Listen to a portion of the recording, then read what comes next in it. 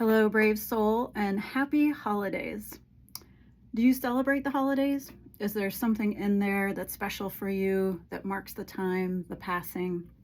I like to celebrate from the solstice when we go into the beginning of the light.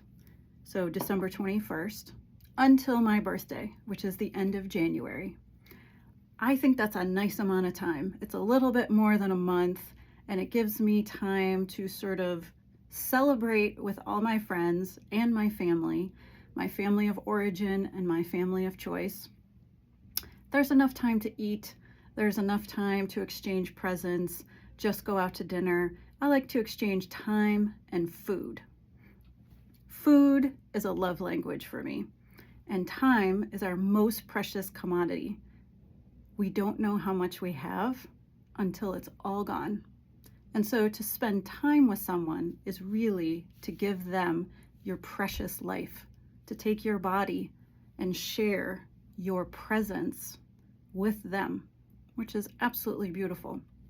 So I was in my kitchen where I have a lot of revelations, and I was going through my list of things to do for the feast, the big meal. And I was kind of grinding through everything I could do, first, second, third. Can I get the brisket done? The brisket usually takes 18 hours. The turkey takes about 6 hours. My daughter makes the fish because she likes the fish, usually gets salmon.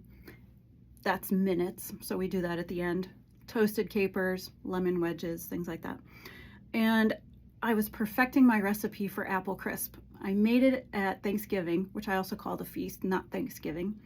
And I had forgotten to put sugar in it, so I had to put sugar over the top of it, but this time I remembered. So I put all of this effort into my apple crisp. I wanted to make it absolutely perfect, better than it was before.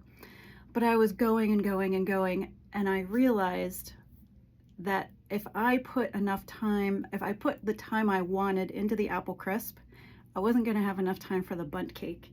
And I do a fabulous bundt cake, but I make it with cold butter, where you take a pat, like a fat pat of butter, and put it into the mixer. So imagine you've got your KitchenAid, everything together, one pat of butter at a time. I wasn't gonna have enough time to create a beautiful bundt cake and a beautiful apple crisp. But at that moment, I had a revelation that what if I just let it be what it was? In other words, if I took my list of everything I wanted to give my family, and I instead moved to what I could give them with love and attention, wouldn't that be a better gift? Couldn't I make the bundt cake another day? Wouldn't it be great to have whatever came out of a kitchen of love? So in that moment, when I asked myself, if I had an infinite amount of time to do everything I wanted, what would change? And what shifted is that it went from a list to a gift.